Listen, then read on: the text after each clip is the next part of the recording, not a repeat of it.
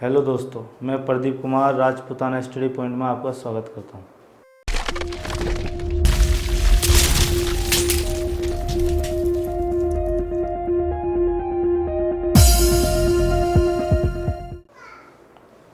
आज हम पढ़ते हैं वैदिक गणित, जो कि आपकी कक्षा 9th और 10th में टॉपिक है। इसमें वैदिक गणित, इसमें 2-4 टॉपिक हैं जिसमें अपन मेन तौर पर भाग देना सीखेंगे 2 विधियों से। पहली विधि है निखिलम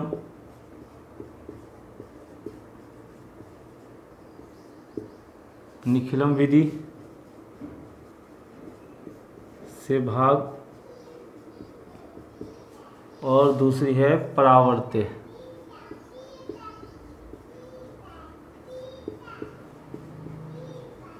विधि से भाग।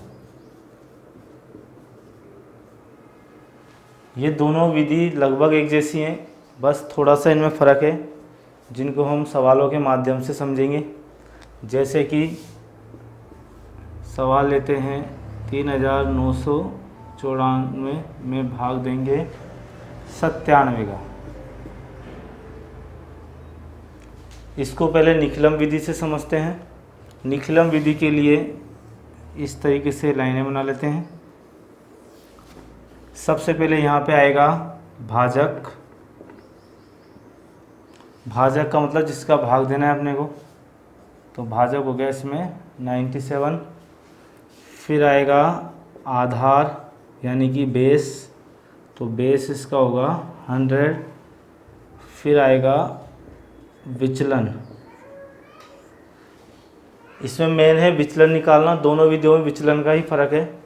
निखिलम विधि में विचलन के लिए भाजक में से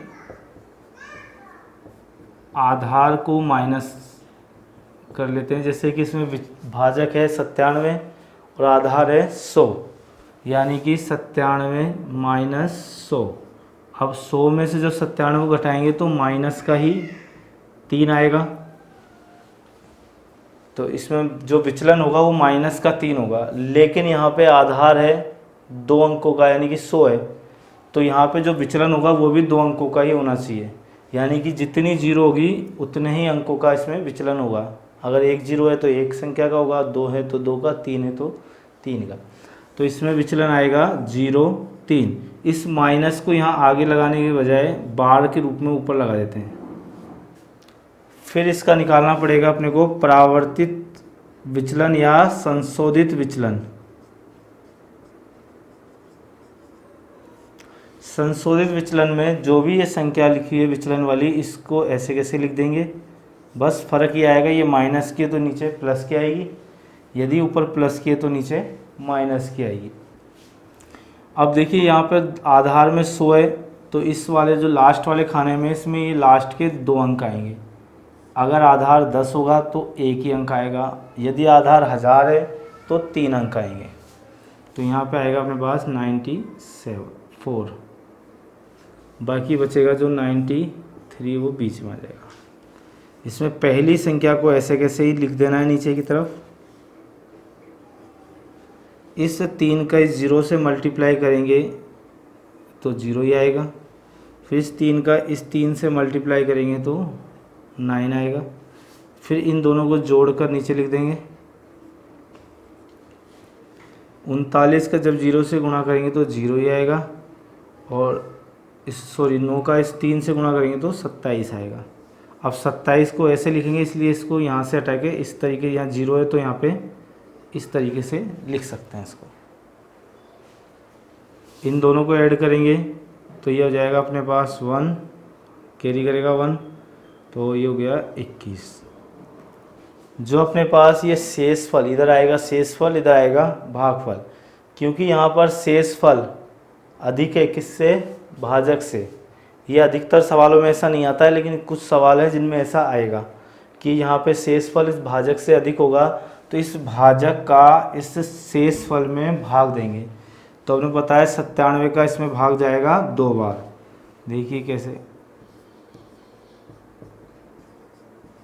97 दूनी होते हैं 194।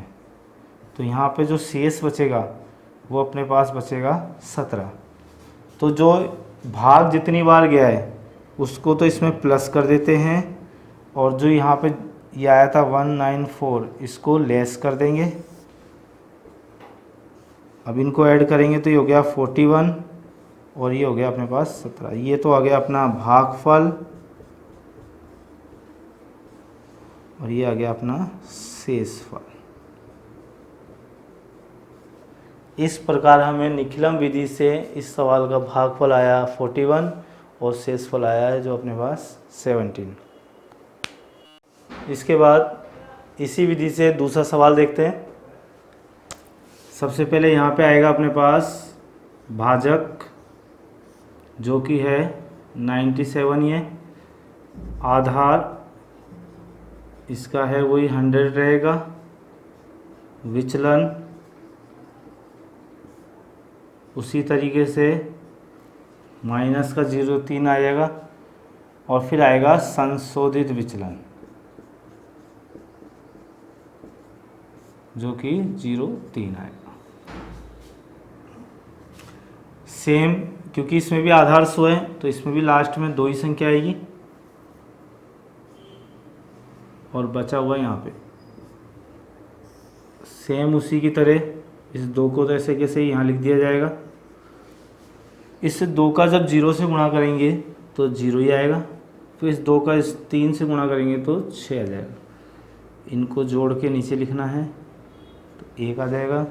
फिर 1 का जब 0 से मल्टीप्लाई करेंगे तो 0, फिर 1 का 3 से करेंगे तो 3। क्योंकि यहाँ पे देखो बराबर आ चुकी है संख्या तो फिर लास्ट में इनको जोड़ के नीचे लिख देना है। तो ये डायरेक्ट आ जाएगा अपना यहाँ पे भागफल और यहाँ पे आ जाएगा शेषफल।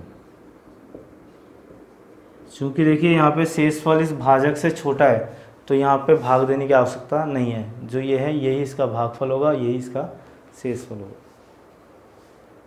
अब देखिए अब इसके आगे हम पढ़ेंगे परावर्त्य विधि। परावर्त्य विधि भी सेम निखिलम की तरह है, बस इसमें थोड़ा सा फ़र्क है विचलन का। जो विचलन होता है उसको निकालने के लिए अपने को उसमें तो करते थे भाजक माइनस आधार, जबकि इसमें करेंगे आधार माइनस भाजक। दोनों बस इतना ही डिफरेंस है। उसमें विचलन जो निकालते हैं वो भाजक में से आधार को उठाते हैं, इसमें आधार में से भाजक को उठाएंगे। जैसे एक सवाल लेते हैं 13,385 डिवाइड बाय 131। सेम उसी की तरह रहेगा सब कुछ। जैसे कि भाजक यहाँ पर है 131, आधार यहाँ पर रहेगा वही 100, फिर यहाँ आएगा विचलन।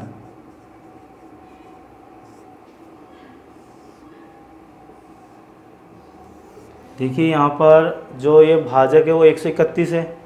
100 के आसपास यदि भाजक होता है तो आधार रहेगा 100।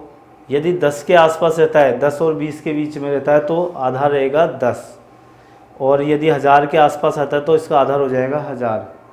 यहाँ पर जब 2 0 आ रही है तो इस लास्ट वाले खाने में 2 ही संख्या आएंगी, वो भी लास्ट की 2 संख्या। जैसे ये इसमें लास्ट में है 85, जो बीच में बचेगा वो यहाँ लिखना है अपने को, थोड़ा गैप देंगे।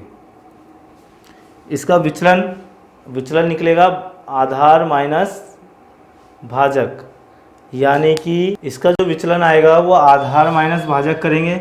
मतलब 100 में से इस 131 को घटाना है अपने को, यानी कि 100 माइनस 131 तो आ जाएगा माइनस का 31। अभी भी समझाया था कि माइनस को आगे नहीं लगाना, वो तो वहाँ दर्शाने के लिए लिखा है। माइनस को बार के रूप में लिखना है तो 31 की दोनों संख्या के ऊपर बार आएगा, यानी 3 के ऊपर भी बार आ जाएगा और 1 के ऊपर भी बार आएगा। सेम उसी की तरह लिखना है, बस इसमें संशोधित विचलन नहीं आता है। यानी परावर्त्य विधि में संशोधित विचलन नहीं आता है, जबकि निखिलम में संशोधित विचलन आता है। तो इस 1 का तो देखो नीचे लिखेंगे तो 1 ही आएगा। इस 1 का जब इस 3 से मल्टीप्लाई करेंगे तो यहाँ पे आएगा 3 और उसके ऊपर आ जाएगा बार। इसी प्रकार इस 1 का जब इस 1 से मल्टीप्लाई करेंगे तो 1 आ जाएगा, उसके ऊपर भी बार लगा हुआ था, बार लगाना है। ये हो गया प्लस का 3, ये हो गया माइनस का 3। जब प्लस में से माइनस की संख्या को लेस करेंगे तो यहाँ बचेगा 0। 0 का जब 3 से मल्टीप्लाई करेंगे तो यहाँ आ जाएगा 0, फिर 0 का 1 से मल्टीप्लाई करेंगे तो 0। अभी जोड़ के नहीं लिख सकते क्योंकि अभी देखो ये इसके नीचे यहाँ संख्या नहीं आ रही है, तो इसलिए अभी आगे करेंगे तो 3 में से जब 1 को घटाएंगे तो यहाँ बचेगा 2। अब इस 2 का जब इस 3 से गुणा करेंगे तो 3 दूनी होते हैं 6 और 6 के ऊपर आ जाएगा 12। इसी प्रकार इस 2 का जब इस 1 से मल्टीप्लाई करेंगे तो 2 एकम 2 और उसके ऊपर भी आ जाएगा 12। अब देखिए 5 में से जब इस 2 को घटाएंगे तो बचेगा यहाँ पे 3। इसी प्रकार इस 8 में से जब 6 को घटाएंगे तो भी बचेगा 2। तो इस प्रकार जो हमें प्राप्त होगा ये तो हो गया अपना भागफल, और यहाँ पे जो आएगा वो हो गया शेषफल। तो इससे आप समझ गए होंगे कि निखिलम और परावर्त्य विधि में कोई ख़ास फ़र्क नहीं है, जिससे आप आसानी से सवालों को कर सकते हैं।